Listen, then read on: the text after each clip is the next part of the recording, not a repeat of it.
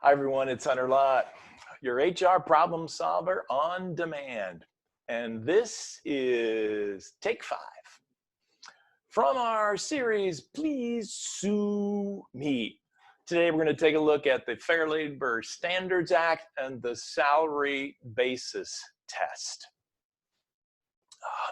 You're more likely in the next 12 to 18 months to write out a check on wage and hour than anything on the discrimination side. You can have a $90,000 a year employee, senior vice president, and that person is legally entitled to overtime. This is about exempt versus non-exempt.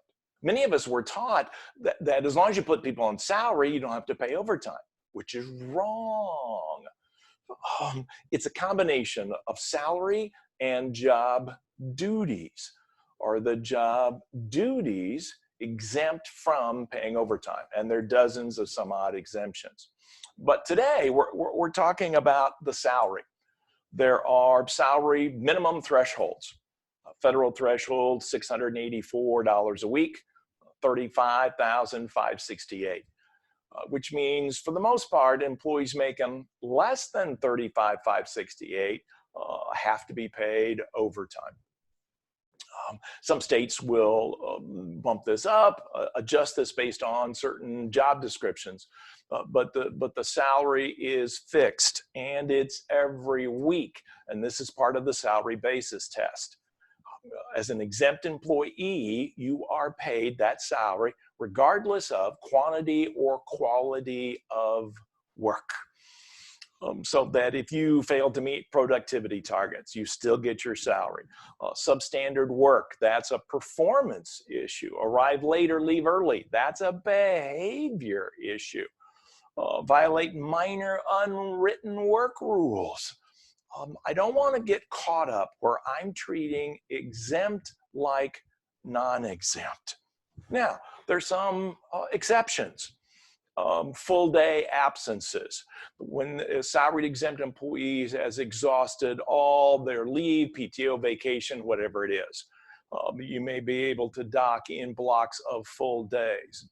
But that also means that no work's done that day. So if they're calling clients, if they're shooting emails out, they're working part of the day, they're paid for the day, paid for the week. If you're going to dock in blocks of full days, then it better be without any work. There's a set aside for jury duty, penalties imposed for violations of major infractions, of work rules, and during the employee's first and last week of employment. Where I see this when I review handbooks, holiday pay. Well, you don't earn your holiday pay until you've been here 90 days.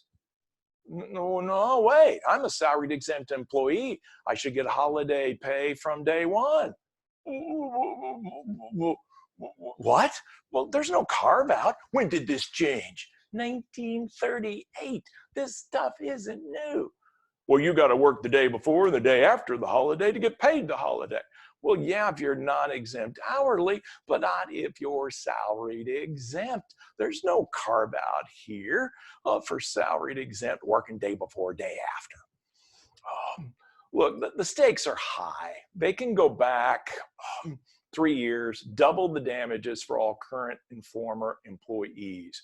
Don't treat exempt like non-exempt. Here's a company that had salaried exempt. They were managers and assistant managers.